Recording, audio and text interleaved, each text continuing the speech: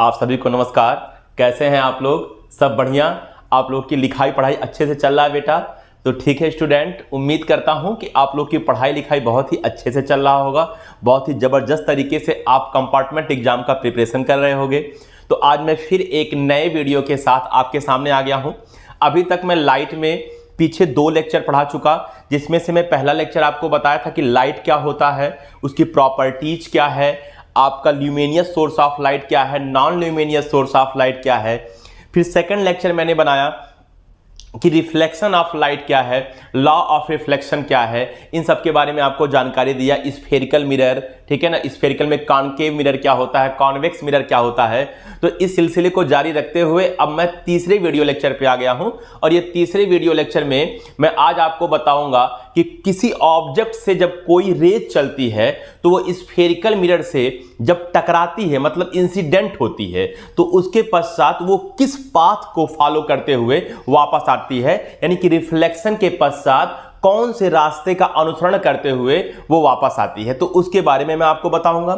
ये बताने के पश्चात मैं आपको बताऊंगा कि इमेज फॉर्मेशन, इमेज कैसे फॉर्मेट होता है, वर्चुअल इमेज क्या है, ठीक है ना, आपका रियल इमेज क्या है। फिर उसके बाद हम लोग चलेंगे स्फेरिकल मिरर से इमेज बनाने की ओर। एक बार देखेंगे कॉनकेव मिरर से कैसे इमेज बना है, और एक बार कॉन्वेक्स मिरर से। तो ठीक है स्टूडेंट, आप सब लोग ठीक है ना, पेन और कॉपी निकाल लीजिए, और जब मैं जैसे जैसे एक एक करके पढ़ा रहा हूं उसको देखते जाइए, और जो आपको सही लगे वो आप नोट भी करते जाइए। वैसे जो डेफिनेशन की बात होगी वो मैं नीचे लिख दिया करूंगा, लेकिन सिर्फ समझाने वाला काम मैं यहाँ पे करूंगा। तो ठीक है, आइए देखते हैं कि क्या है, किस प्रकार का नियम होगा, क्या रूल होगा किसी रेज को चलने का और वहां से टकरा कर, मतलब रिफ्लेक्ट होकर आने का। तो ठीक है, मैं हेडिंग लगा दे रहा हूं, आप लोग के साथ साथ हेडिंग लगाइए और समझते रहिए चीजों को, ठीक है ना। ठीक है, ठीक है। तो rules to form image by spherical mirror, यानी कि हम लोग देखेंगे कि अगर किसी स्फेरिकल मिरर से हम इमेज बनाने जा रहे हैं तो वह इमेज को बनाने के लिए उसके पहले कौन कौन से नियम को देखना पड़ेगा, यानी कि आप अगर उस नियम को जानेंगे तभी आप जाके इमेज बना सकते हैं, ठीक है। तो मैं आपको वो नियम बताऊंगा। वैसे ये 4 नियम हैं, ठीक है ना। तो चारों नियमों को मैं एक एक करके सीक्वेंस वाइज आपको बताता जाऊंगा, आप उसको ध्यानपूर्वक देखिए और समझिए, ठीक है। तो देखो, पहला नियम क्या है, मैं वैसे पहले ओरली बोल रहा हूं। पहला नियम यह है कि अगर किसी ऑब्जेक्ट से, बातों को ध्यान से सुनना, अगर किसी ऑब्जेक्ट से कोई रेज प्रिंसिपल एक्सिस के पैरेलल जाए, कहां से जाए, प्रिंसिपल एक्सिस के पैरेलल, उसके बाद वह किसी स्फेरिकल मिरर पे जाके इंसिडेंट होता है, तो टकराने के पश्चात वह हमेशा मेन फोकस से आएगा, यानी कि रिफ्लेक्शन के बाद वो मेन फोकस से आएगा या मेन फोकस से आता हुआ प्रतीत होगा, अपीयर होगा, ठीक है ना बेटा। प्रतीत मतलब ये हो गया कि वहां से रेज आएंगी नहीं, बल्कि वहां से रेज आती हुई प्रतीत होंगी, और जहां रेज आती हुई प्रतीत होती हैं वहां हम रेज को डार्क लाइन से नहीं बल्कि डॉटेड लाइन से दिखाएंगे, ठीक है। तो देखो मैं कैसे बता रहा हूं, अभी मैं चित्र बनाऊंगा तो आपको समझ में आ जाएगा। तो पहला रूल मैं आपको दिखा रहा हूं चित्र बनाकर, और उसकी जो मतलब क्या बोलते हैं डेफिनेशन है, क्या आप क्या बोलते हैं सेंटेंस लिख के आओगे, क्या आप डेफिनेशन लिख के आओगे, अगर एग्जाम में आ गया तो आपको नीचे लिखा लिखाया मिल जाएगा, ठीक है। तो देखो चौथा रूल क्या है, सॉरी पहला रूल क्या है, मैं सीधे चौथे पे आ गया। वैसे 4 रूल है, ठीक है ना, मैं आपको बता दूं तो मैं उसमें से पहला रूल आपको बताने जा रहा हूं। तो रूल फर्स्ट,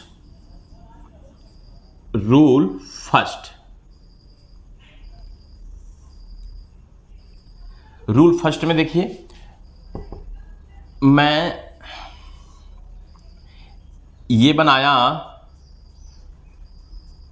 आपका कॉनकेव मिरर। इतनी बात तो आपको समझ में आया होगा कि एक कॉनकेव मिरर है क्योंकि इसके आउटर सरफेस पे पॉलिश किया गया है, ठीक है। यहां मैंने, अच्छा सोचो कि अगर मैं इसको ऐसा इमेजिनेशन करूं, ऐसा कल्पना करूं, ठीक है, कि यह एक कंप्लीट स्फेयर है, क्योंकि आपको याद होगा कि पिछले लेक्चर में मैं एक स्फेयर से ही छोटा सा पार्ट काटकर मैं कॉनकेव मिरर और कॉन्वेक्स मिरर बनाया था, ठीक है। तो उस कंप्लीट स्फेयर का यहां पे सेंटर होगा, और ये जो आपका मिरर है यहां पे इसका पोल होगा, क्योंकि बेटा मिरर का जो ठीक मिड पॉइंट होता है वो उसका पोल होता है। अब पोल और सेंटर को मिलाने वाली जो स्ट्रेट लाइन होगी, उम्मीद है कि आपको याद होगा क्या था, बताओ, प्रिंसिपल एक्सिस। ठीक है, अब देखिए, अब मान लीजिए ऑब्जेक्ट कहीं भी रखा है। खैर ऑब्जेक्ट का बहुत सा पोजीशन हो सकता है, आज के लेक्चर में ही मैं बताऊंगा। इनफाइनाइट पे हो सकता है, वह सेंटर पर हो सकता है, सेंटर और इनफाइनाइट के बीच में हो सकता है, ऐसे बहुत से पोजीशंस होंगे। लेकिन इतने समय कहीं भी, मान लीजिए ऑब्जेक्ट कहीं भी हो, ठीक है। अब उस ऑब्जेक्ट से जो रेज आ रही हैं, क्योंकि बेटा स्टार्टिंग में लाइट की डेफिनेशन में आपको बताया था कि कोई भी ऑब्जेक्ट आपको तभी दिखता है जब ऑब्जेक्ट से जो रेज टकराकर रिफ्लेक्ट होकर आपकी आंखों तक पहुंचती हैं। तो इसका मतलब आपको ऑब्जेक्ट तभी दिख सकता है जब उस ऑब्जेक्ट से रेज टकराकर और वहां से रिफ्लेक्ट होकर ऑब्जर्वर के नेत्र तक पहुंचे, यानी कि आई तक पहुंचे। बात समझ में आ रहा है? ठीक है, तो इसीलिए मैं बोल रहा हूं कि कहीं ऑब्जेक्ट है और उस ऑब्जेक्ट से रेज आ रहा है। अब कोई जरूरी नहीं कि वो जो ऑब्जेक्ट है तो वो खुद एक लाइट सोर्स हो। अरे भाई, दो प्रकार का क्या बोलते हैं, ठीक है ना, लाइट सोर्स होता है, एक ल्यूमिनियस होता है, एक नॉन ल्यूमिनियस होता है। तो मैं ये नहीं कह रहा हूं कि जो ऑब्जेक्ट रखा है वो ल्यूमिनियस है, कि मतलब टॉर्च में रख दिया हूं, टॉर्च की जगह हो सकता है मैं खुद हूं, तो मैं खुद हूं तो मैं नॉन ल्यूमिनियस हो गया। क्यों? क्योंकि सूर्य का जो प्रकाश आएगा तो वो हमारे शरीर पर टकराने के पश्चात रिफ्लेक्ट होगा। तो इसका मतलब मैं भी तो एक प्रकार से साइन कर रहा हूं, चमक रहा हूं, तभी तो लोगों को दिख रहा हूं। तो वो ये ना सोचना कि कहीं ऑब्जेक्ट होगा तो वहां से किरणें कैसी आएंगी, वहां से रेज कैसे आएगा, क्योंकि ऑब्जेक्ट तो जल नहीं रहा है। नहीं, वो non luminous source of light भी हो सकता है। बस समझ आया? तो कोई भी ऑब्जेक्ट हो तो ये मान के चलेंगे कि वहां से रेज आ रहा है। हाँ, हो सकता है उसका खुद का रेज नहीं है, वो रेज क्या बोलते हैं, किसी और का है, सूर्य का हो सकता है, टॉर्च का हो सकता है, ट्यूबलाइट का हो सकता है, लेकिन रिफ्लेक्ट होकर वहां से आ रहा है। और आने के बाद किधर आना चाहिए बताओ? मिरर की ओर, क्योंकि इमेज किससे बनाने जा रहे हैं हम लोग? मिरर से। हाँ, खैर अभी इमेज की डेफिनेशन क्या है, इमेज क्या होता है, वो मैं आपको नहीं बताया हूं, वो मैं आपको बाद में बताऊंगा। लेकिन पहले चारों नियमों को समझना पड़ेगा। ठीक है, ठीक है। तो मान लीजिए कहीं भी ऑब्जेक्ट है, उस ऑब्जेक्ट से बच्चों ये रेज आई, कहीं भी ऑब्जेक्ट था, ठीक है ना, उस ऑब्जेक्ट से रेज आया। अब बताओ ये जो रेज आया, ये रेज प्रिंसिपल एक्सिस से कैसे आ रहा है बताओ? पैरेलल, क्योंकि ये बताओ ये क्या है, ये हमारा है पीए मतलब प्रिंसिपल एक्सिस। ठीक है, तो एक चीज आप और भी जान लीजिए, ये बात बिल्कुल मत भूलिएगा जो मैं आपको बताने जा रहा हूं। बताओ ये रेज जब आके इस मिरर पे यहां टकराए तो इस पॉइंट को क्या बोलेंगे? पॉइंट ऑफ इंसिडेंस, जो कि पिछले लेक्चर में बताया था। तो पॉइंट ऑफ इंसिडेंस और ये जो सेंटर है, यानी कि सेंटर ऑफ कर्वेचर, इनको मिलाने वाली जो लाइन होती है वह बेटा इस जगह पे, इस पॉइंट पर नॉर्मल का कार्य करती हैं। क्या मैं बोला? पॉइंट ऑफ इंसिडेंस, ठीक है, और सेंटर ऑफ कर्वेचर जहां भी हो, अगर उनको मिलाती हुई अगर आप एक स्ट्रेट लाइन खींच दो तो वो स्ट्रेट लाइन नॉर्मल का कार्य करती हैं उस जगह पर जहां पॉइंट ऑफ इंसिडेंस है। बात समझ में आया? ये बहुत इंपॉर्टेंट बात है ये। तो इसको और इसको लो भाई, मैं दोनों को क्या किया, सॉरी थोड़ा सा टेढ़ा जा रहा है। हाँ, ये देखिए, ये जो मैं डॉटेड लाइन बनाया बेटा, ये हमारा है नॉर्मल। ये क्या है बताओ? हमारा ये नॉर्मल का कार्य करेगा। मान लो इस पॉइंट ऑफ इंसिडेंस का नाम मैं दे दिया ए, तो इस समय ए पर ये नॉर्मल का काम कर रहा है। बात समझ में आया? अब ये तो है हमारा इंसिडेंट रे। लो भाई लिख दे रहा हूं आई आर का मतलब समझ जाना कि सर इंसिडेंट रे की बात कर रहे हैं। तो ये तो हमारा इंसिडेंट रे है, और ये जो डॉटेड लाइन बनाया हूं ये कौन है? नॉर्मल। तो ये जो एंगल हो गया, ये एंगल कहलाएगा क्या बताओ? Angle of incident. बोलो भाई, एंगल ऑफ इंसिडेंट है ये आई।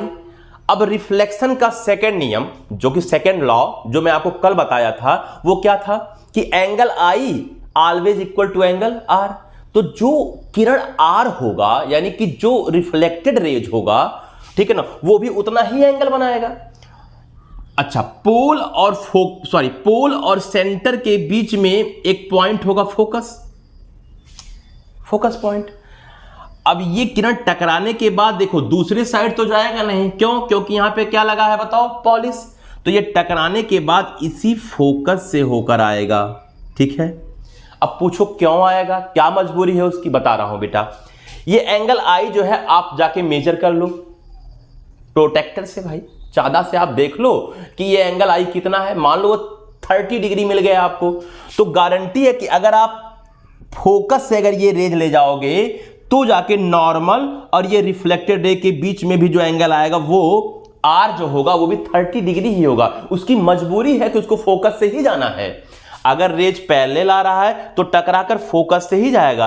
अगर आप फोकस से ना ले जाकर कहीं और से ले गए तो जो सेकंड नियम है, जो दूसरा ला है, वो बेटा इनवैलिड हो जाएगा, यानी कि आई आर के इक्वल नहीं रह जाएगा और आई आर के इक्वल होना चाहिए। ये रिफ्लेक्शन का लॉ है, बात समझ आया? तो इसीलिए आई और आर इक्वल होने के लिए ऑटोमेटिक, चाहे आप लाख कोशिश कर लो, ये प्रिंसिपल एक्सिस के पहले आने वाली जो रेज है, यानी कि जो इंसिडेंट रेज है, वो टकराने के पश्चात कहां से जाएगी बताओ? फोकस से जाएगी। यानी कि ये है हमारा आर आर। आर आर का मतलब होगा क्या? Reflected raise. ठीक है, तो ये तो हमारा बन गया चित्र कॉनकेव मिरर का पहला रूल का। लेकिन अगर इसी प्रकार से हम कॉन्वेक्स मिरर का आपको समझाऊं, ठीक है ना, तो बिल्कुल उसको भी समझा सकता हूं। तो पहले अगर आपको इच्छा करे तो आप जल्दी से इसको स्क्रीनशॉट लेके आप उसको बना लीजिए, फिर सेकंड वाला मैं आपको बता रहा हूं। ठीक है बच्चों, देख लीजिए।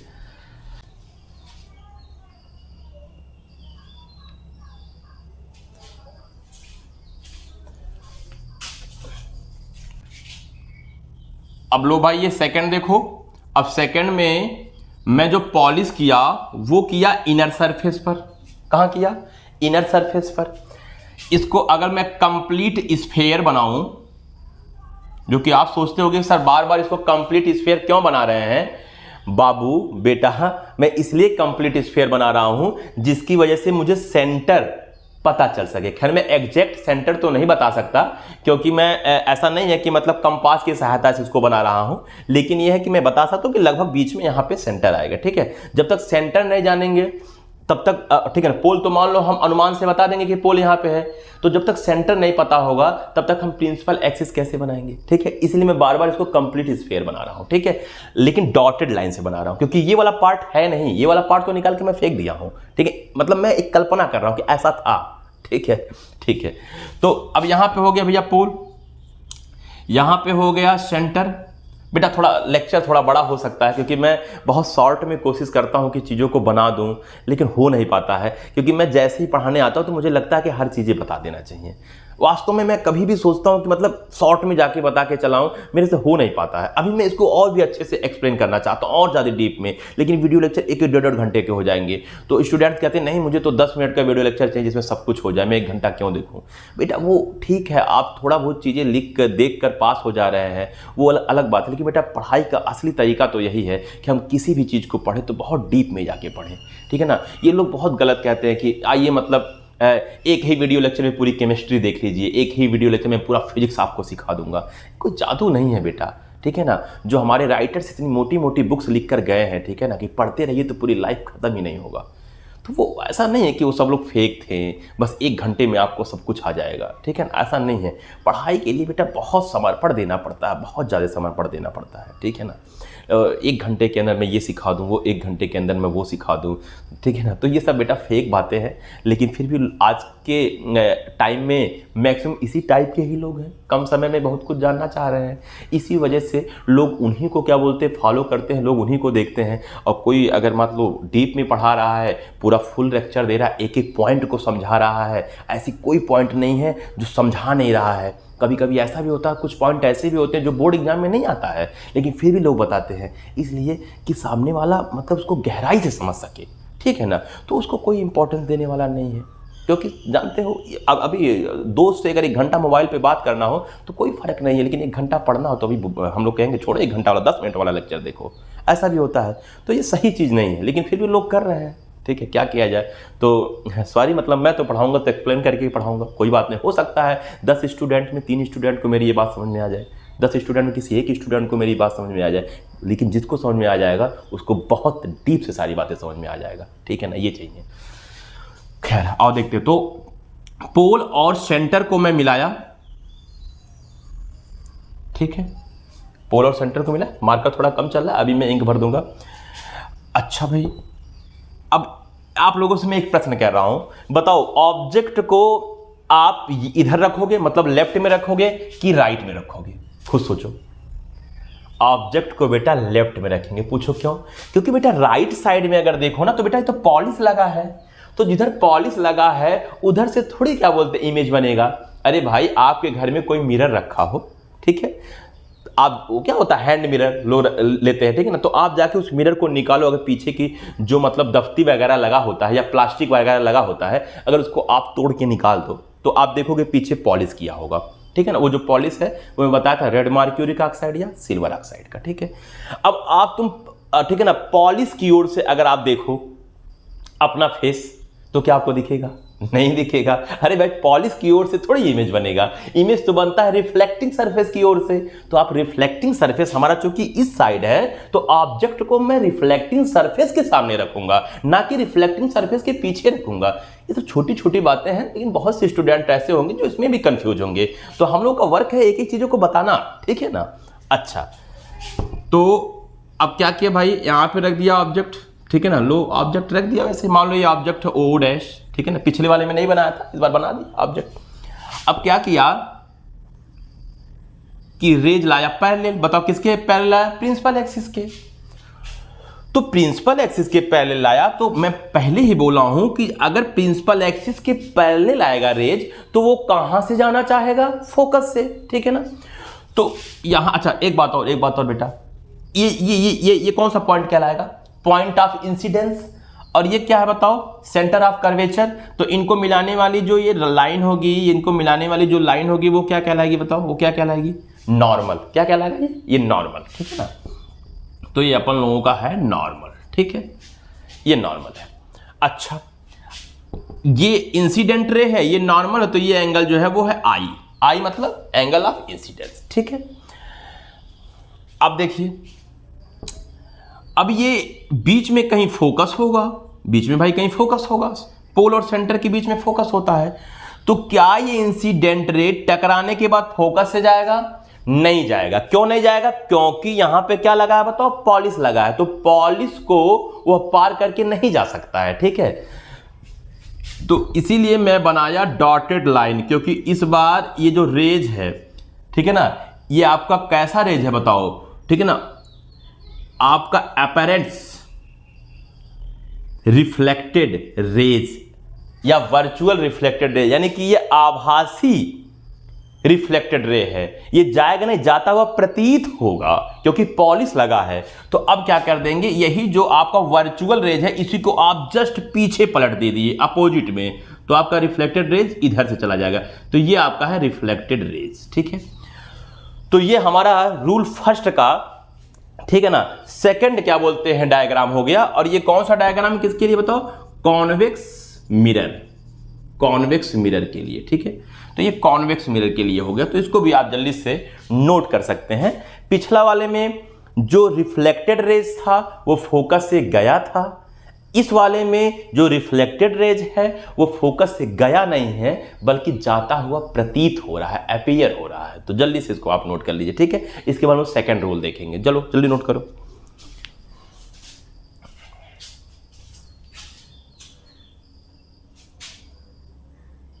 चलिए, अब कॉन्सेप्ट आपको समझ में आ रहा है, तो आइए बात करते हैं अब रूल सेकंड की, ठीक है ना, सेकंड रूल की, कि कैसे रेज को ले जाएंगे। सेकंड रूल बेटा इसका उल्टा है। पैरेलल जा रहा था प्रिंसिपल एक्सिस के, तो फोकस से गया, अगर फोकस से ले जाऊंगा तो प्रिंसिपल एक्सिस के पैरेलल जाएगा, ठीक है। जैसे लो बाबू बना दे रहा हूं, ठीक है ना। अब थोड़ा डायरेक्ट बेटा, ठीक है, अब थोड़ा डायरेक्ट, ठीक है। यहां अपन लोगों का पोल होगा, यहां अपन लोगों का सेंटर होगा, ठीक है ना। हाँ, आप चाहो तो इसको ऐसे कंप्लीट स्फीयर मान सकते हो। मान लीजिए यहां पे होगा अपन लोगों का फोकस, और मैं कोई रेज लाया, वो ले जा रहा हूं कहां से बताओ? फोकस से। तो जैसे मैं फोकस से ले गया, इस साइड तो पॉलिश लगा है, बाहर जाएगा नहीं, तो ये टकराने के बाद पुनः जो है प्रिंसिपल एक्सिस के पैरेलल हो जाएगा, यानी कि पहले वाले नियम का उल्टा हो जाएगा। क्यों हो जाएगा? आप बिल्कुल कॉन्सेप्ट समझा देना, क्योंकि अनूप सर बोले थे कि ये होगा पॉइंट ऑफ इंसिडेंस, ये होगा क्या बोलते हैं आपका सेंटर, इनको अगर ऐसे मिलाएंगे तो ये कहलाएगा नॉर्मल। और अगर आप सारी चीजें बहुत अच्छे से बनाएं तो 100% ये एंगल बराबर होगा, ये एंगल आई है और ये एंगल आर है। चूंकि चूंकि लॉ ऑफ रिफ्लेक्शन को फॉलो करेगा, इसलिए उसकी मजबूरी है कि डायग्राम इसी टाइप का बनेगा कि फोकस से आएगा तो पैरेलल जाएगा। ठीक है, ये नियम है, क्योंकि ये तभी इक्वल हो सकते हैं। ठीक है, तो ये हो गया। आइए अब इसका, ये तो आपका हो गया कॉनकेव मिरर। इसी का आइए सेकंड पार्ट देखते हैं। रूल सेकंड का सेकंड पार्ट यानी कि कॉन्वेक्स मिरर से आप जल्दी से इसको स्क्रीनशॉट वगैरह ले लो। ठीक है, तब तो मैं पानी पी लूं थोड़ा।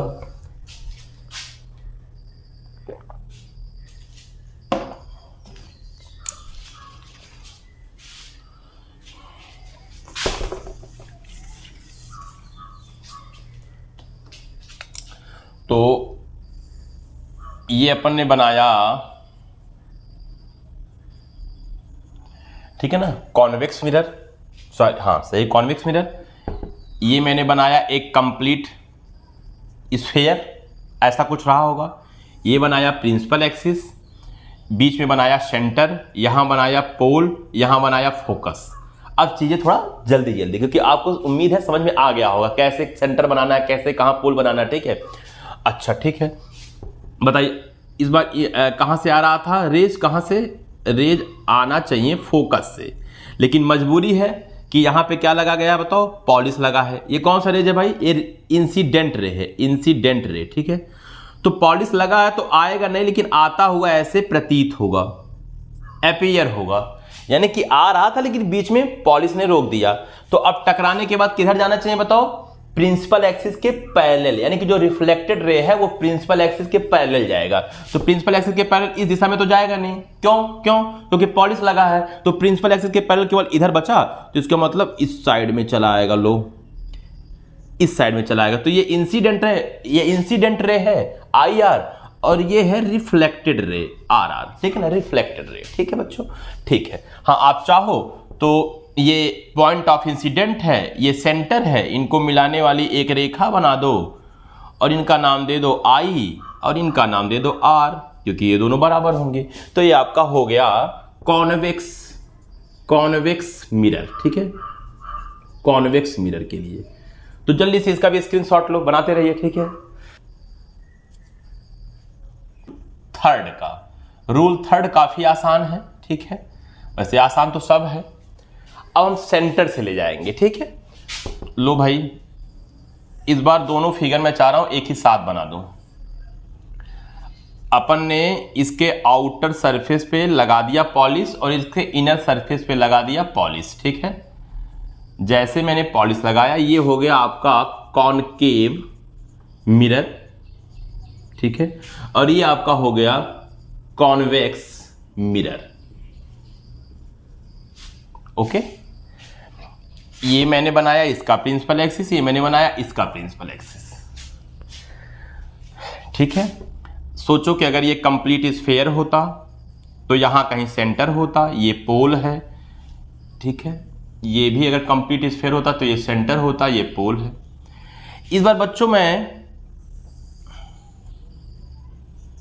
सेंटर से लाया इसको, इंसिडेंट रे को सेंटर से लाया।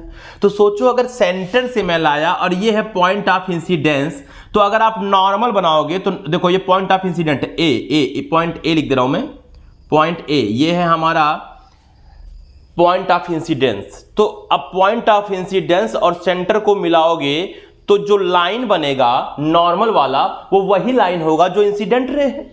बोलो तो बताओ, इंसिडेंट रे भी यही है और नॉर्मल भी वही होगा, तो बताओ दोनों के बीच में एंगल कितना होगा, 0 डिग्री। क्यों बेटा, देखो ये इंसिडेंट रे है, ठीक है ना, और ये नॉर्मल है, दोनों एक दूसरे के ऊपर ओवरलैप है तो 0 डिग्री होगा। अब चूंकि आई का मान 0 डिग्री हो गया तो आर का मान भी 0 डिग्री होना चाहिए नियम से, ठीक है ना, सेकंड लॉ से।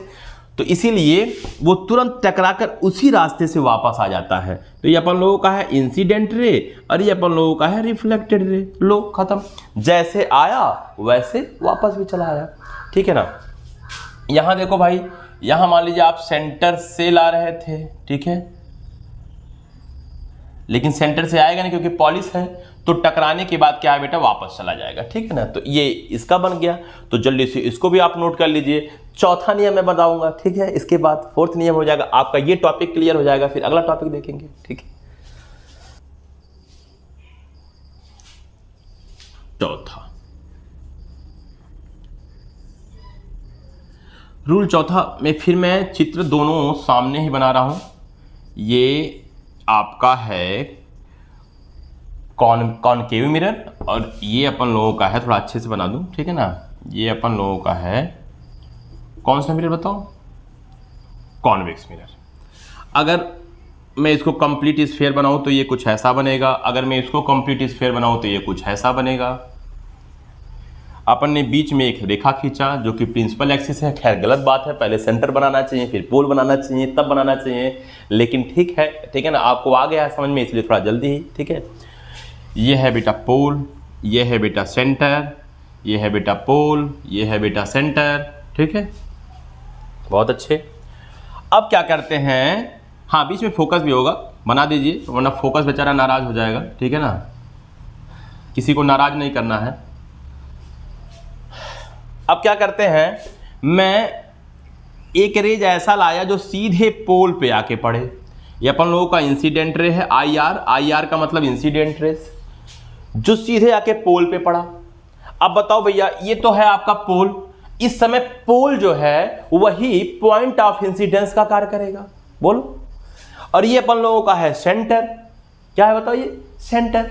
अब पोल और सेंटर को मिलाने वाली जो लाइन है उसको प्रिंसिपल एक्सिस कहेंगे, और यही प्रिंसिपल एक्सिस इस समय नॉर्मल का भी कार्य कर रहा है।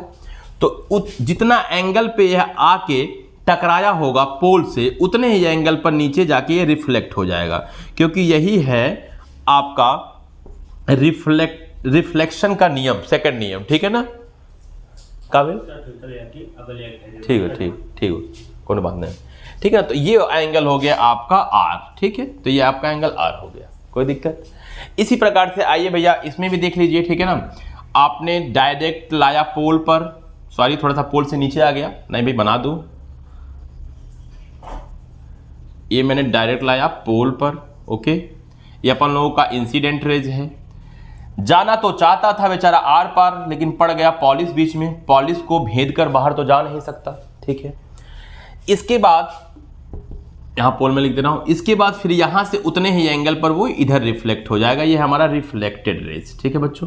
ये आई है और ये आर है, बात समझ में आया क्या। तो ये मेरा चौथा नियम है। तो मेरा ये जो फर्स्ट टॉपिक था rules to form image by spherical mirror, वो कंप्लीट हो गया। 4 नियम बताया। पहला कहां से आ रहा था बताओ, प्रिंसिपल एक्सिस के पैरेलल, कहां से गया, फोकस से। दूसरा फोकस से आ रहा था तो कहां से गया, प्रिंसिपल एक्सिस के पैरेलल, कभी कभी गया, कभी कभी जाता हुआ प्रतीत भी हुआ, ठीक है, वो आप समझ जाना उतनी बात।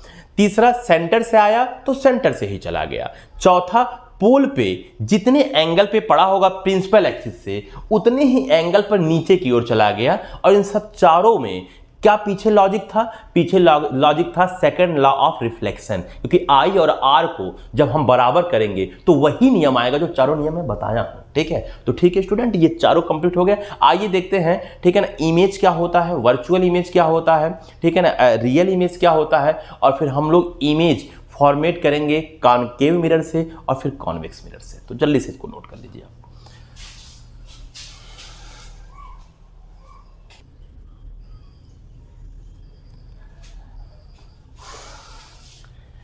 ठीक है स्टूडेंट, तो अब देखेंगे इमेज फॉर्मेशन, ठीक है। तो इमेज फॉर्मेशन के लिए कम से कम ऑब्जेक्ट से 2 रेज तो आपको लाना पड़ेगा, ठीक है ना। यानी कि ऑब्जेक्ट से 2 रेज आनी चाहिए, कहां पर, मिरर पर। मिरर पे आके टकराएंगी और टकराने के पश्चात वो जो रिफ्लेक्टेड रेज हैं दोनों, वो जहां पे काटेंगी, यानी कि जहां एक दूसरे को इंटरसेक्ट करेंगी या इंटरसेक्ट करती हुई अपीयर होंगी, यानी कि प्रतीत होंगी, उस जगह पर हमारा इमेज बनेगा, ठीक है। तो कम से कम कितने रेज, 2 रेज। हाँ, अगर आपकी इच्छा करे तो आप 3 रेज लाओ, आप 4 रेज लाओ, लेकिन आपका जो इमेज बनेगा वो उसी स्थान पर बनेगा जहां पे 2 रेज से ही बना था।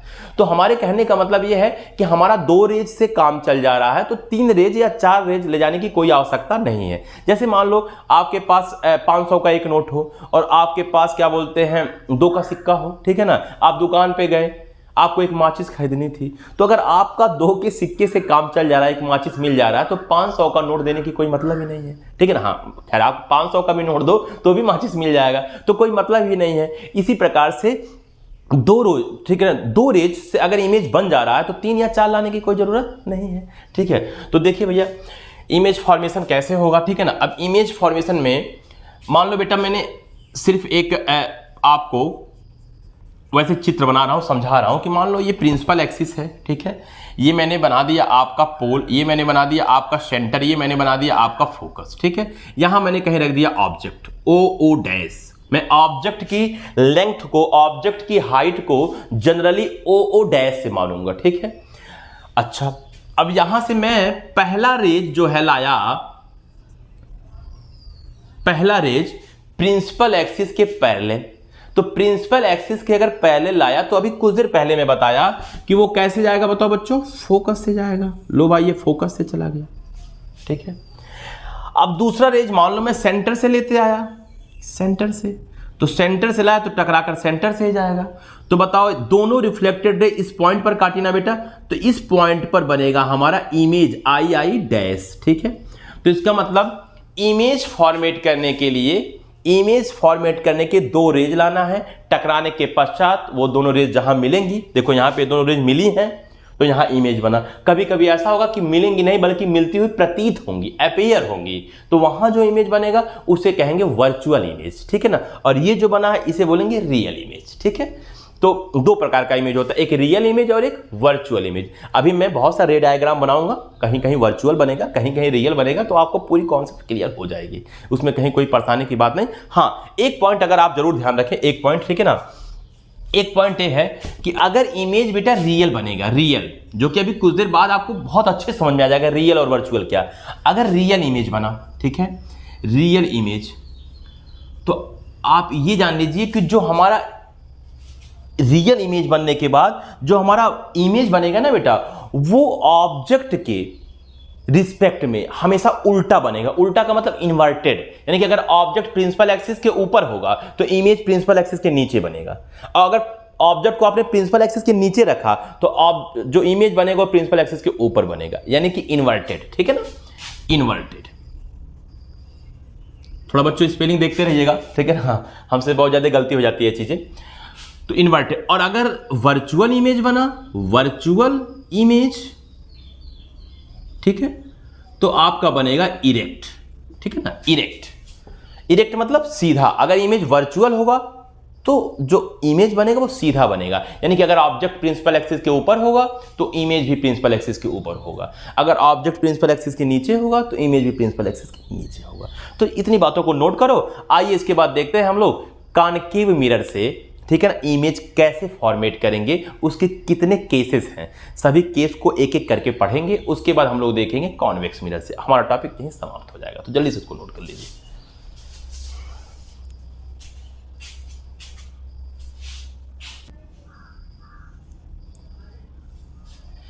Image formation by concave mirror. तो बेटा ये हमारा अगला हेडिंग है, लेकिन इस हेडिंग को समझने के पहले आप ये जान लीजिए कि अगर बेटा 2 रेज, 2 किरणें एक दूसरे के पैरेलल आ रही हैं, पैरेलल मतलब समांतर, तो इसका मतलब यह है कि वो इनफाइनाइट से आ रही हैं। और अगर टकराने के पश्चात किससे, मिरर से 2 रेज पैरेलल कहीं जा रही हैं तो इसका मतलब इनफाइनाइट पर जा रही हैं। ये चीज आप अपने माइंड में पहले स्टोर कर लीजिए। तो आइए इमेज फॉर्मेशन जो हम कॉनकेव मिरर से करने जा रहे हैं, यानी कॉनकेव मिरर से जो हम इमेज बनाने जा रहे हैं, उसके एक एक करके कितने केस हैं उसके बारे में डिस्कस करेंगे। और हम आपको बता दें कि इसके 6 केस हैं बेटा, और वो 6 केस क्या है अभी आपको मैं तुरंत समझा दे रहा हूं। देखो कौन कौन से जगह पे ऑब्जेक्ट होगा तो इमेज बनाएंगे। ये हमारा कॉनकेव मिरर है, मैं एक रैंडम चित्र बना रहा हूं। ये मेरा पोल है, ये मेरा सेंटर है, ये मेरा फोकस है, और यहां कहीं बहुत दूर इनफाइनाइट है, ठीक है बच्चों, इनफाइनाइट है। तो पहला मेरा केस तो ये होगा कि ऑब्जेक्ट इनफाइनाइट पे होगा, ये फर्स्ट केस होगा। फर्स्ट केस का इमेज देखेंगे, फिर इनफाइनाइट और सेंटर के बीच में, फिर सेंटर पर, ठीक है, फिर सेंटर और फोकस के बीच में, फिर फोकस पर, फिर फोकस और पोल के बीच में।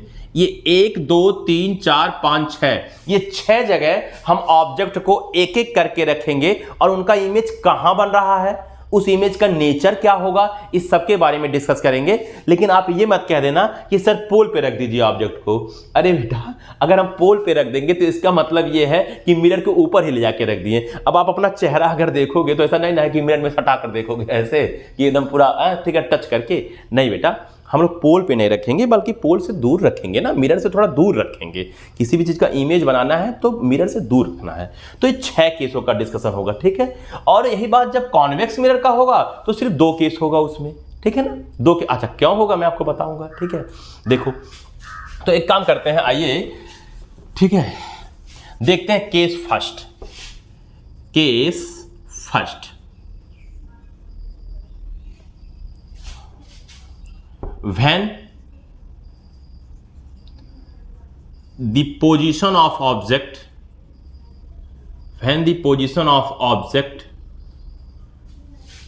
at infinite, ठीक है, at infinite। आइए भाई देखते हैं। मैंने क्या किया कि सबसे पहले एक मिरर बनाया, ओके बेटा, मैं इसको क्या कर दिया कि एक कंप्लीट स्फीयर बना दिया।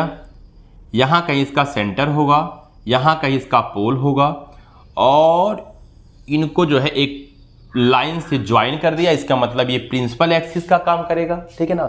बार बार ये चीज़ मैं बोलता रहूँगा, हो सकता है आप इरिटेट भी हो जाओ, लेकिन पढ़ाना है तो बोलना तो है यार, ठीक है। अच्छा भाई, अब क्या करते हैं, अब यहाँ पे है बेटा एक फोकस। क्या बताओ, फोकस। बताओ ऑब्जेक्ट कहां पे है, इनफाइनाइट पे। और इमेज बनाने के लिए कितने रेज जरूरी है, 2। तो 100% की 2 रेज लाएंगे और वो दोनों रेज पैरेलल लाएंगे। क्यों पैरेलल? क्योंकि बताओ रेज कहां से आ रही है, इनफाइनाइट से। अभी कुछ देर पहले ने बताया कि अगर 2 रेज पैरेलल आए इसका मतलब इनफाइनाइट से आ रही हैं, या टकरा कर पैरेलल जाए तो इसका मतलब इनफाइनाइट पे जा रही हैं, ठीक है। तो चलिए भाई, तो मैंने क्या किया कि पहला वाला जो रेज है, ठीक है ना, वो लेते आया आपका फोकस से। कहां से लेते आया बताओ, फोकस से लेते आया, ठीक है। फोकस से लाऊंगा तो कैसे जाएगा बताओ, जाएगा हमारा पैरेलल। किसके पैरेलल, प्रिंसिपल एक्सिस के। चलिए दूसरा रेज हम, ठीक है ना, ऐसा करते हैं कि पोल से लेते आते हैं भाई, पोल से लेते आते हैं, क्योंकि हमारे पास 4 नियम हैं, चारों नियमों को फॉलो करें कहीं ना कहीं। ये जो रेज आ रहा है बेटा, ये इंसिडेंट रेज, देखो ये IR मतलब इंसिडेंट रेज, ठीक है। अब ये टकराने के पश्चात उतने एंगल पे जाएगी। अच्छा भाई, ये हमारा है RR रिफ्लेक्टेड रेज, और ये भी मेरा है RR, ठीक है, RR। लो यहां पे 1 लिख दिया, यहां 2 लिख दिया। इसका मतलब क्या, ये इंसिडेंट रे फर्स्ट, ये इंसिडेंट रे सेकेंड। अब देखिए टकराने के बाद देखो ये देखो रिफ्लेक्टेड रे फर्स्ट और ये रिफ्लेक्टेड रे सेकेंड, ठीक है। तो अब ये दोनों देखो कहां पे जाके कट की हैं, इस जगह पे। अब इसको बेटा अगर फोकस को थोड़ा मैं हटा दूं, यहां से थोड़ा सा इधर लिख दूं फोकस को। अब इसको जब मैं मिलाऊंगा तो यहां मेरा इमेज बना। ये मेरा है आई डैश, ये मेरा इमेज है। और ऑब्जेक्ट तो इनफाइनाइट पे तो बहुत बड़ा होगा। अगर मैं प्रिंसिपल एक्सिस से मापूं तो ये बहुत बड़ा होगा। तो हम लोग हमेशा 2-3 चीजों की बातें करेंगे। जैसे पहला बात करेंगे कि जो हमारा इमेज है वो इमेज का पोजीशन क्या है, यानी कि इमेज कहां बना है। यानी पहला बात करेंगे, फर्स्ट बात करेंगे हम लोग, ठीक है ना, फर्स्ट पोजीशन ऑफ इमेज, ठीक है। सेकंड बात होगा हमारा नेचर ऑफ इमेज। थर्ड बात हमारा होगा साइज ऑफ इमेज। 3 चीजों की बात हमेशा करेंगे। पोजीशन ऑफ इमेज यानी कि इमेज कहां बना है, नेचर ऑफ इमेज उसका नेचर क्या है, यानी कि रियल है कि वर्चुअल है, सीधा है कि उल्टा है, ठीक है ना। और तीसरा बात हम करेंगे साइज ऑफ इमेज, यानी कि वह ऑब्जेक्ट की तुलना में छोटा बना है बहुत छोटा बना है, बड़ा बना है कि बराबर बना है। ठीक है, तो आइए देखते हैं एक एक चीजों को। सबसे पहले बताओ पोजीशन ऑफ इमेज, बताओ पोजीशन कहां पे बना, बताओ फोकस। बेटा ये देखो इमेज कहां बना है, ये फोकस है ना बेटा। और ये बेटा ये वाली जो पूरी की पूरी प्लेन है, इसको कौन सा प्लेन बोलेंगे, याद करो मैं पढ़ाया था, फोकल प्लेन। ठीक है, तो ये बनेगा फोकल प्लेन। ठीक है, फोकल प्लेन।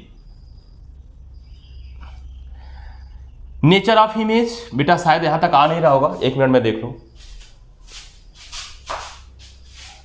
आ रहा, चलिए ठीक है, गरीमत है।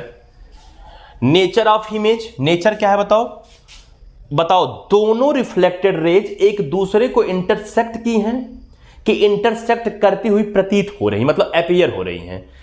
दोनों रिफ्लेक्टेड रेज एक दूसरे को इंटरसेक्ट की हैं, इसका मतलब जो इमेज बना वो रियल बना है, तो बोलेंगे रियल। क्या बोलेंगे, रियल। अच्छा, रियल बनता है तो उसका मतलब क्या, उल्टा का इंग्लिश क्या हो जाएगा बताओ, इन्वर्टेड एंड इन्वर्टेड, इन्वर्टेड। ठीक है बच्चों।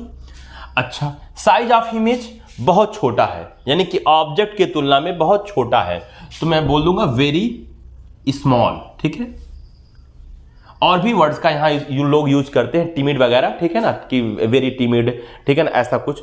तो मेरे कहने का मतलब ये कि ठीक है, समझना है कॉन्सेप्ट या कुछ भी, ठीक है ना, कि क्या है क्या नहीं है। तो जल्दी से आप इसको नोट कर लीजिए, इसके बाद हम आपको इसका सेकंड केस बताऊंगा। ठीक है, जल्दी नोट कर लीजिए। ठीक है, तो सेकंड केस हमारा है कि जब हमारा ऑब्जेक्ट जो है इनफाइनाइट और सी के बीच में हो। आइए तब देखते हैं भाई।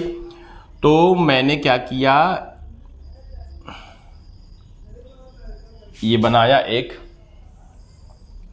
कॉनकेव मिरर, ये पोल यहां पे, ये सेंटर, ये फोकस, यहां इनफाइनाइट कहीं, और यहां मैं रख दिया ऑब्जेक्ट। ये हमारा ऑब्जेक्ट है ओ डैश। सबसे पहला मैं रेज ले आया पैरेलल। ठीक है, पहले मैं पैरेलल ले आया, किसके पैरेलल, प्रिंसिपल एक्सिस के। तो मैं नियम बता चुका हूं, जाएगा फोकस से। दूसरा मैं ले आया इसके सेंटर से, कहां से, सेंटर से, तो मुड़कर फिर सेंटर वाले ही रास्ते से जाएगा। तो दोनों रिफ्लेक्टेड है, देखो बेटा यहां काटे हैं, तो इसका मतलब यहां पे इस जगह हमारा बना आई डैश। आई डैश का मतलब बच्चों क्या हो गया बताओ, इमेज। क्या हो गया बताओ, इमेज। तो ये आई डैश हो गया, ये ऑब्जेक्ट हो गया। देखो बेटा ये ऑब्जेक्ट इतना बड़ा है, तो इमेज उससे थोड़ा छोटा बना है, तो इस बार वेरी स्मॉल ना बोल के हम लोग क्या बोलते हैं बताओ, स्मॉल बोल देते हैं। ठीक है ना, स्मॉल बोल देते हैं। और पोजीशन ऑफ इमेज, इमेज कहां बना, देखो ये सेंटर है और ये फोकस है, तो इनके बीच में बना है, तो बोलेंगे बिटवीन सी एंड एफ। और नेचर रियल और इन्वर्टेड, क्योंकि ऐसा तो है ना कि बनता हुआ प्रतीत हो रहा है। ठीक है ना, बन चुका है, काटा है। ठीक है, तो जल्दी से नोट करो इसको।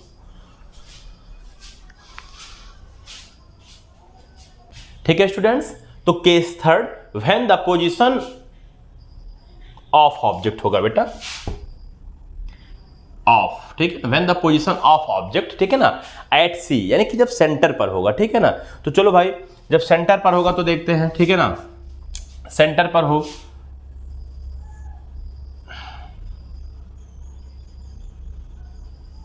बेटा मैं इसको इरेज नहीं कर रहा हूं, क्योंकि बार बार इसको इरेज करके लिखना रहेगा, इसमें बस थोड़ी बहुत चीजें जो बार बार चेंज आ रहा है तो उसको मैं मिटा के लिख दूंगा करूंगा। ठीक है, तो ये आपका है पोल, ये आपका है सेंटर, ये आपका है फोकस। ठीक है, तो लो भाई इस बार मैं ऑब्जेक्ट को जो है यहाँ सेंटर पे ही रख दिया। ठीक है ना, ऑब्जेक्ट को, ये है हमारा सेंटर भाई, लो थोड़ा और अच्छे से बना दूं, सेंटर है ये मेरा, सॉरी अब से।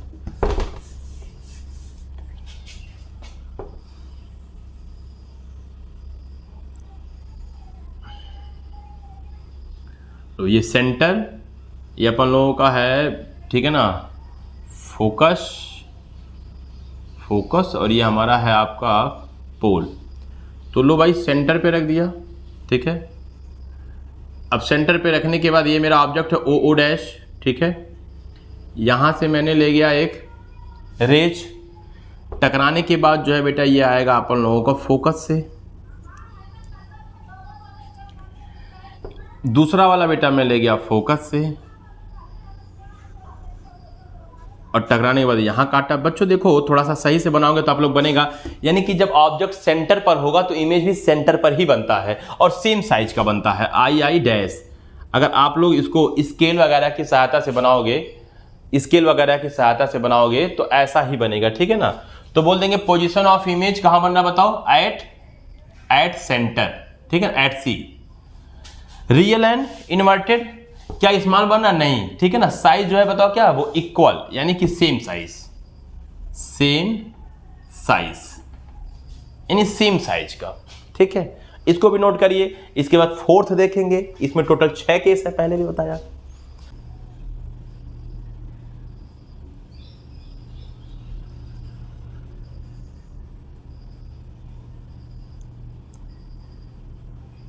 सेंटर, पोल, फोकस, ठीक है। ऑब्जेक्ट रखा यहां ओ डैश,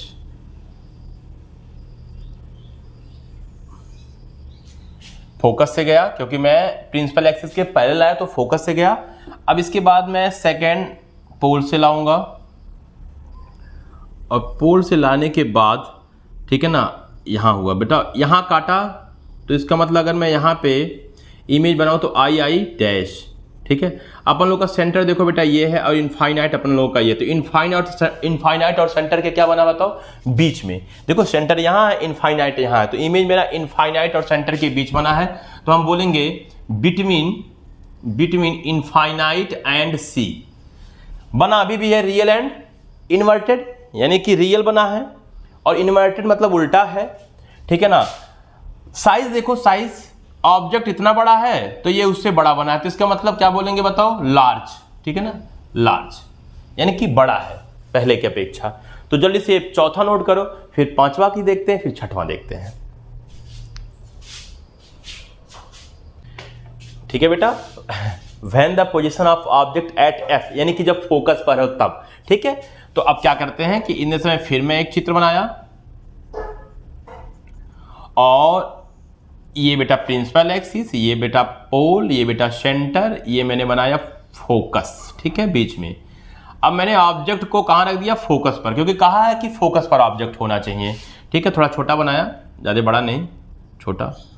लो पहला मैं ले गया पैरेलल, किसके पैरेलल, प्रिंसिपल एक्सिस के। कहाँ से जाएगा बताओ, फोकस से। दूसरा मैं ले गया फोकस से जाएगा, दूसरा मैं ले गया पोल से। अब पोल से लेंगे तो उतने ही एंगल पे आएगा, तो एक मिनट, ये हमारा दूसरा रिफ्लेक्टेड रे है, ये R1 मतलब रिफ्लेक्टेड रे पहला, ये R2 है हमारा। बताओ दोनों कैसे जा रहे हैं बच्चों, पैरेलल जाने का तात्पर्य क्या है, क्या मतलब है उसका, अगर पैरेलल जाएंगे तो कहां मिलेंगे जाके, इनफाइनाइट पर, ठीक है ना। तो इसका मतलब पोजीशन ऑफ इमेज कहां बनेगा बताओ, एट इनफाइनाइट। चूंकि जब वर्चुअल इमेज बनता है तो जिधर पॉलिश लगा होता है बेटा, पॉलिश, ठीक है ना, ये पॉलिश है ना बेटा, पॉलिश वाले साइड में बनता है जब वर्चुअल बनता है इमेज। लेकिन चूंकि ये इमेज पॉलिश साइड में नहीं, उसके अपोजिट साइड में है, तो माना जाएगा रियल एंड इन्वर्टेड, क्योंकि ये दोनों रेज हम लोग ये मानेंगे कि इनफाइनाइट पे जाके मिल रही हैं, ठीक है। साइज ऑफ इमेज, अब साइज ऑफ इमेज बेटा, इमेज देखो ना बहुत बड़ा बनेगा, बहुत बड़ा बनेगा, आई डैश, ठीक है ना। तो इसलिए बोल दूंगा यहाँ पे वेरी लार्ज, ठीक है ना, तो ये हो गया वेरी लार्ज, ठीक है। तो जल्दी से आप लोग इसको भी नोट करिए, इसके बाद हम लोग लास्ट केसेस का देखेंगे, ठीक है।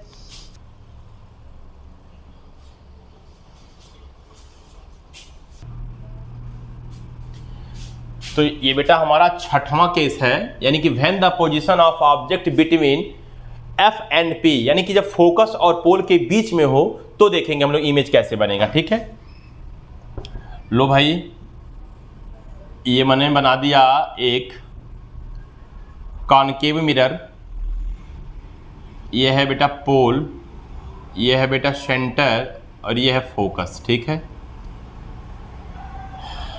यहां मैंने रखा ऑब्जेक्ट, पहले मैं ले गया पैरेलल तो जाएगा फोकस से, ओके। दूसरा मैं ले गया पोल से तो उतने ही एंगल पे चला आएगा इधर। अब देखो बच्चों, ये रेज और ये रेज अगर आप ध्यान से देखो तो ये दोनों रेज स्प्रेड होती चली जा रही है, यानी कि दोनों रेज एक दूसरे से दूर हट रही, फैलती जा रही हैं। तो क्या आगे मिलने के इनके कोई चांस है? कोई चांस नहीं है। इसीलिए हम लोग इस दोनों रेज को पीछे बढ़ाएंगे। लो ये पीछे बढ़ाया ये वाला, और इसको भी पीछे बढ़ाया। ठीक है बच्चों, तो अब ये दोनों जहां कट किया वहां हमारा बनेगा आई आई डैश। ठीक है, तो बताओ इस बार जो इमेज बना वो बताओ बिहाइंड द मिरर बना, यानी कि मिरर के पीछे बना, कि बताओ मिरर के आगे बना? मिरर के पीछे बना। और ये दोनों रेज हैं, ये एक दूसरे को कट कर रही हैं, कि कट करते हुए प्रतीत हो रही हैं, कट करते हुए प्रतीत हो रहे हैं। इसलिए बोलेंगे कि नेचर ऑफ इमेज क्या है बताओ इस बार? वर्चुअल। क्या है बताओ? वर्चुअल। वर्चुअल मतलब इमेजिनरी, मतलब काल्पनिक। और देखो object O dash principal axis के ऊपर, इमेज भी प्रिंसिपल एक्सिस के ऊपर, यानी कि बना है सीधा। तो वर्चुअल एंड लो यहां लिख दे रहा हूं एंड इरेक्ट। ठीक है, पोजीशन ऑफ इमेज कहां बना है? बोल दोगे behind the mirror. Spelling check कर लेना बेटा। साइज ऑफ इमेज लार्ज, उससे देखो बड़ा बना है। बात समझ में आया? तो ये अपन लोगों का बेटा हो गया 6 केस कॉनकेव मिरर का। आइए बात करते हैं कॉन्वेक्स मिरर का। इसे आप जल्दी से स्क्रीनशॉट लीजिए, फिर हम लोग उसकी बात करते हैं। ठीक है,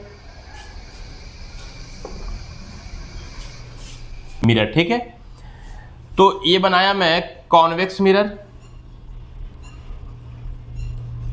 ये आपका होगा प्रिंसिपल एक्सिस। ओके, ये आप बनाओगे सेंटर, यहां बनाओगे फोकस, यहां बनाओगे पोल। सोचो, अब बताओ ऑब्जेक्ट को पॉलिश वाले साइड की तरफ तो रखोगे नहीं, ऑब्जेक्ट को रखोगे रिफ्लेक्टिंग सरफेस की ओर। तो रिफ्लेक्टिंग सरफेस की ओर देखो, या तो इनफाइनाइट है, बोलो भाई, या तो इनफाइनाइट के बाद कौन आ रहा है? पोल।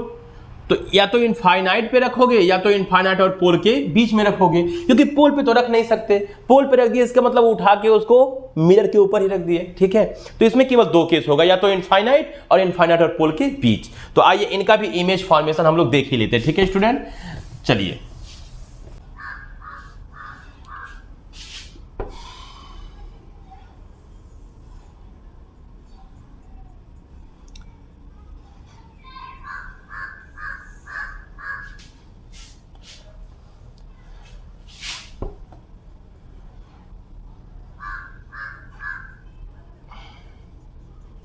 लो भाई, ये बना दिया मैंने सेंटर, ये मैंने बना दिया फोकस, ये मैंने बना दिया पोल। ठीक है, और चूंकि ऑब्जेक्ट जो है वो इनफाइनाइट पे है, तो जो दोनों रेज आएंगी वो कैसी आएंगी बेटा? पैरेलल, क्योंकि इनफाइनाइट से आने वाली रेज पैरेलल होती है। ये हमारा IR1 इंसिडेंट रे पहला, ये हमारा IR2 इंसिडेंट रे दूसरा। अब ये जाना चाहती थी कहां से बताओ? ये जाना चाहती थी फोकस से। ठीक है, लेकिन ये गई नहीं, बल्कि इधर मुड़ गई और इधर मुड़ गई। सॉरी, अब देखो बेटा, ये हमारा है reflected ray RR1, reflected ray पहला, ये है RR2, ये है रिफ्लेक्टेड रे दूसरा। देखो पहला रिफ्लेक्टेड रे इधर जा रहा है, दूसरा इधर जा रहा है, ये दोनों दूर फैल रहे हैं, इसका मतलब ये कहीं मिलेंगे नहीं। तो जब मिलेंगे नहीं तो इसका मतलब ये मिलते हुए प्रतीत हो रहे हैं। किस जगह मिलते हुए प्रतीत हो रहे हैं बताओ? फोकस पर। तो हम लोग बोलेंगे पहला चीज, ठीक है ना, पोजीशन ऑफ इमेज कहां बना है बताओ? एट F, फोकस पर।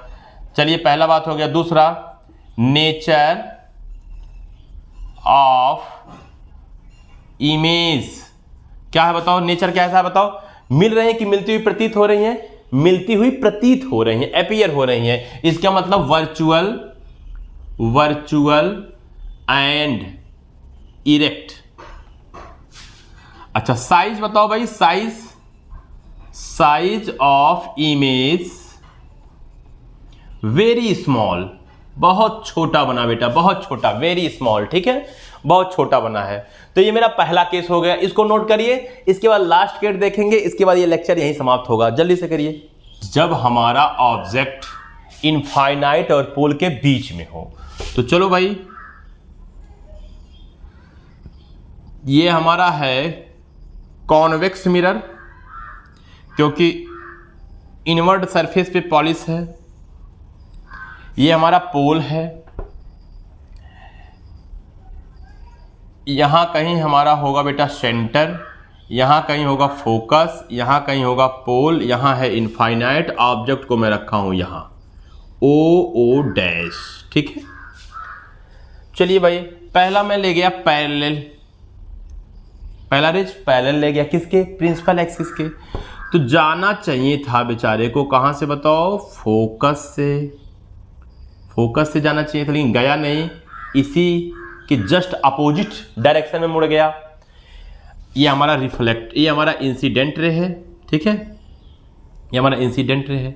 अच्छा, दूसरा मैं ले गया पोल से, कहाँ से ले गया, पोल से, तो उतने ही एंगल पर ये वापस मुड़ जाएगा, उतने ही एंगल पे जितने पे पोल वाला चौथा केस। अब इसको अगर पीछे में बढ़ाऊं बेटा, पीछे में बढ़ाऊं, क्यों पीछे बढ़ा रहा हूं भाई, क्योंकि देखो एक रिफ्लेक्टेड रे तो मेरा ये है RR1 और एक रिफ्लेक्टेड रे ये है RR2। देखो ये इधर भाग रहा है, ये इधर भाग रहा है, दोनों दूर भाग रहे हैं, तो दोनों को पीछे बढ़ा दिया। भाई अगर हम कहते हैं कि जिधर वो रियल में मुड़ रहे हैं अगर उधर नहीं मिल रहे हैं तो पीछे बढ़ाने पे कहीं ना कहीं जरूर मिलेंगे वो, तो ये मैंने पीछे बढ़ा दिया। अब देखो ये दोनों यहां पे मिले, अब इस पे मैंने बना दिया इमेज II डैश। अब बताओ बेटा ये इमेज कहां बना, ये अपन लोगों का क्या है बताओ, पोल, और ये क्या है बताओ, फोकस। देखो मैंने फोकस लिखा है यहाँ पे, लो मैं फिर से लिख दे रहा हूं, ये मेरा है फोकस। तो पोल और फोकस के बीच में, इसका मतलब बोलेंगे बिटवीन P एंड F, पोल और फोकस के बीच में। इमेज बना कैसा है बताओ, रियल बना है कि वर्चुअल, वर्चुअल बना है, और वर्चुअल बनेगा तो इरेक्ट तो बनेगा ही बनेगा। साइज ऑफ इमेज बताओ वेरी स्मॉल है कि स्मॉल है, स्मॉल है बेटा, यानी कि छोटा है। ठीक है ना, स्मॉल। तो इसके भी दोनों केस हो गए। बात समझ में आया कि नहीं आया? तो आज हम लोगों ने काफी चीजें कवर किया और मैं आप लोगों को इंपॉर्टेंट टॉपिक में ये बात बताया था कि रे डायग्राम वाले क्वेश्चंस आते ही आते हैं। ठीक है ना, तो ये आज मैं रे डायग्राम आपको एक एक करके बता दिया, यानी कि 6 केस कॉनकेव मिरर से और 2 केस कॉन्वेक्स मिरर से, ये 6 केस में आपको बता दिया, और इमेज क्या होता है इसके बारे में बताया, और कैसे कोई रेज जाके इंसिडेंट होंगी और किस पर, मिरर पर, और वहां से टकराने के बाद कौन सा पाथ, कौन से रास्ता का अनुसरण करते हुए आएंगी, इसका रूल, जो कि पहला ही हेडिंग था हमारा आज का, ये सब बता दिया। तो उम्मीद है दोस्तों कि आप लोग को समझ में आया होगा। मैं जानता हूं कि लेक्चर थोड़ा आपके हिसाब से बड़ा हो गया, लेकिन फिर भी मैंने एक एक चीज़ों को डिफाइन किया, एक्सप्लेन किया कि मैं आपको हर चीज़ें परिभाषित कर सकूं, समझा सकूं। ठीक है ना, तो ठीक है, आज के लिए बस इतना ही। तब तक के लिए नमस्कार, फिर मिलेंगे चलते चलते, नाम तो सुना ही होगा।